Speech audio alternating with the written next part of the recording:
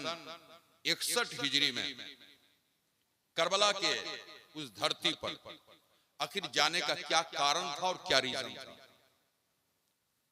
आकाए करीम सल्लल्लाहु अलैहि वसल्लम की एक हदीस है, सरकार ने फरमाया जब देखो कि हुकूमत के तख्त पर कोई जालिम बैठा हो, जिसके जबर से, जिसके जुल्म से दुनिया परेशान हो रही हो, आका इरशाद फरमाते हैं ऐसे जालिम को, ऐसे जाबिर को अगर अल्लाह ने तेरे हाथ में ताकत दिया है तो उसे हाथ से रोको, अगर जुबान में खुदा ने ताकत दिया है तो जुबान से रोको, और अगर हाथ में ताकत नहीं है रोकने की, जुबान में ताकत नहीं है उसे मना करने की, तो उसको दिल से बुरा जानो। इमाम हुसैन कौन थे और वो यजीद जालिम कौन था?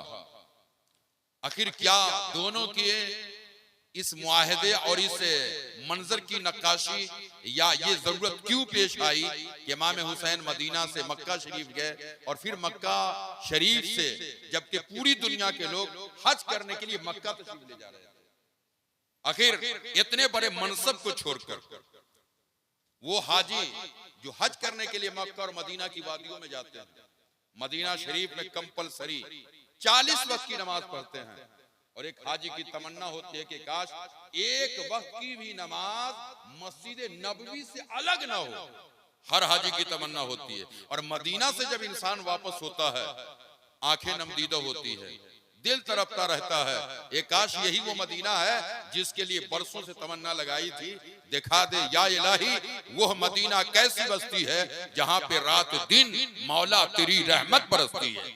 इश्क पुकार रहा था, दिल से सदाएं ले रहे थे कि काश कभी मदीना और मदीना का नजारा नजरों में करते। हाजी जब हज करने जाते हैं तो वहां की सरजमीन और वहां की मिट्टियों को खा के शिफा बनाते हैं, और क्यों ना हो कि मदीना की मिट्टी में भी अल्लाह तबारक व तआला ने वो तासीर अता फरमाई है। अल्लामा हसन रजा बरेलवी फरमाते हैं न हो आराम जिस बीमार को सारे जमाने से उठा ले जाए थोड़ी खाक नबी के आस्ताने से। उस मिट्टी के अंदर तासीर है कि अगर बीमार अपने बदन में लगा ले तो अल्लाह शिफा अता फरमाए, परेशानी में इस्तेमाल करे तो परेशानी दूर हो जाए। लेकिन इमाम हुसैन है जो मदीना छोड़ रहे हैं, मक्का जा रहे हैं, पूरी दुनिया के लोग हज करने के लिए मक्का की सरजमीन पर तशरीफ ले रहे हैं, लेकिन वारे इमाम हुसैन आपने मक्का को छोड़ा और करबला के लिए रखते सफर बांधा है। पूरी दुनिया सफर करके मक्का और मदीना जा रही है, आप सफर करके करबला जा रहे हैं। आखिर क्या रीजन था करबला जाने का? क्या जरूरत थी करबला जाने की? क्या मकसद था इमाम हुसैन के जाने का? आखिर क्या जरूरत पेश आई थी जो हजरत इमाम हुसैन गए थे?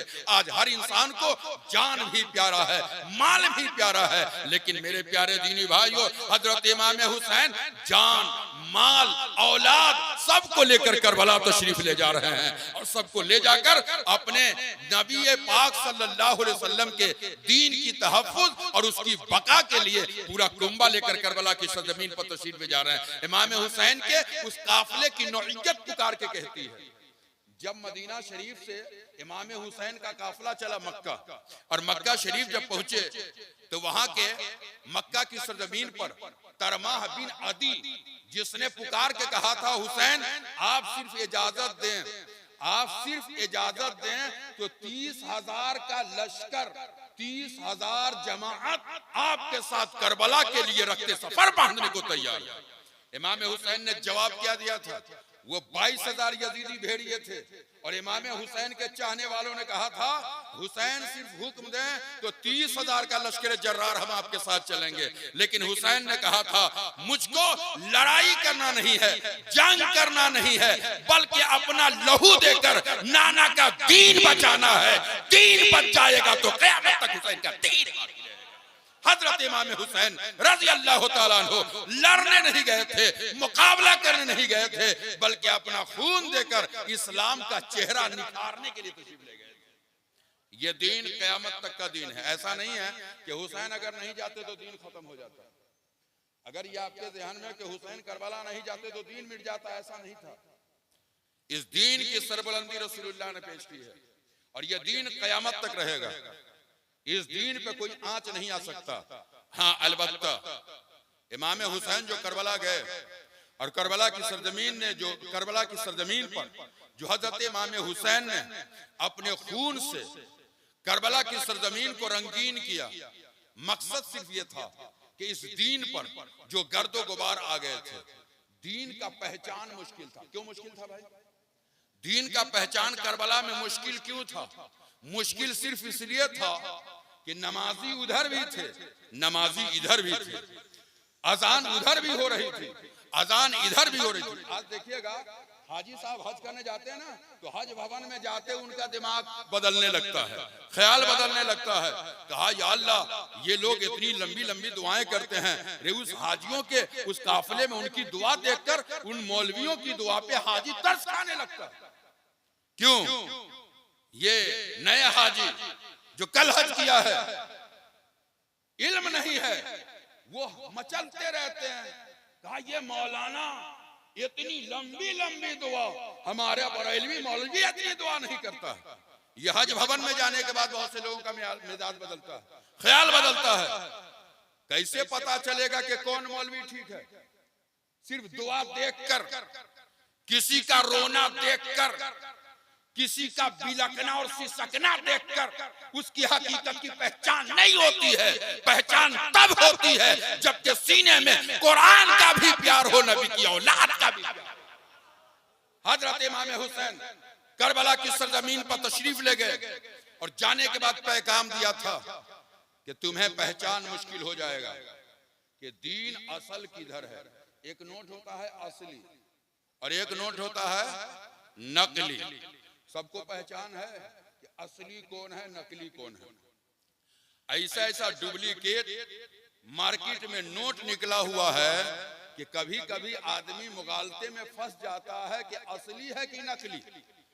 हम दुनियादार नोट नहीं पहचानते, हम दुनियादार नोट असली और नकली नहीं पहचानते। तो हम जैसे लोगों को असली मौलवी और नकली मौलवी का पहचान कैसे होता? असली दीन और नकली दीन का पहचान कैसे होता?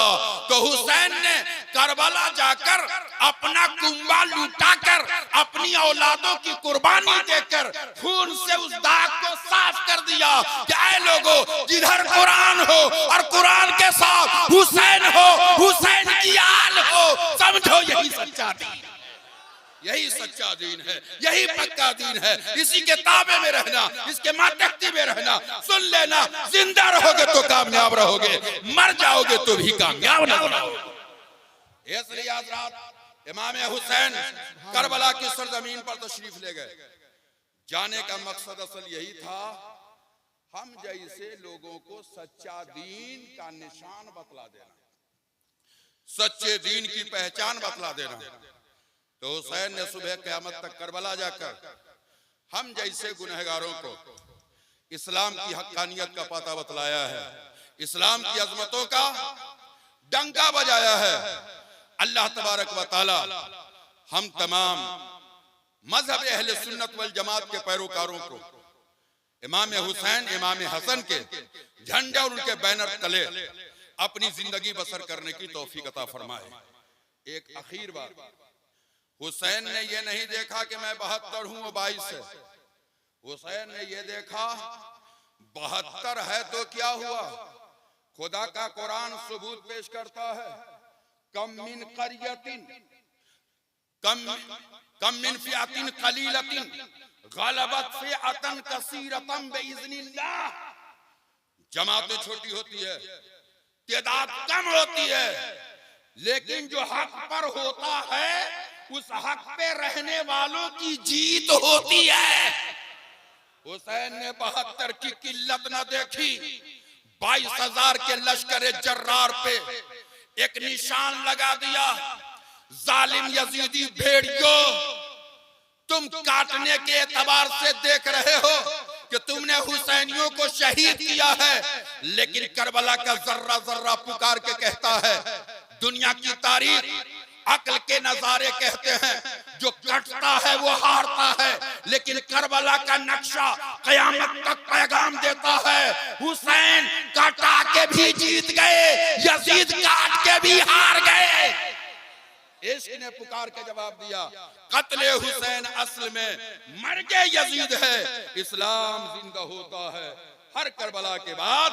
अल्लाह ताला हम तमाम लोगों को अपने दीन और मजहब पर कायम रहने की तौफीक अता फरमाए, आमीन या रब्बल आलमीन। व आखिरु दावाना अनिल हम्दुलिल्लाहि रब्बिल आलमीन। खड़े होकर अदब व एहतराम के साथ सलातो सलाम का नजराना पेश करें।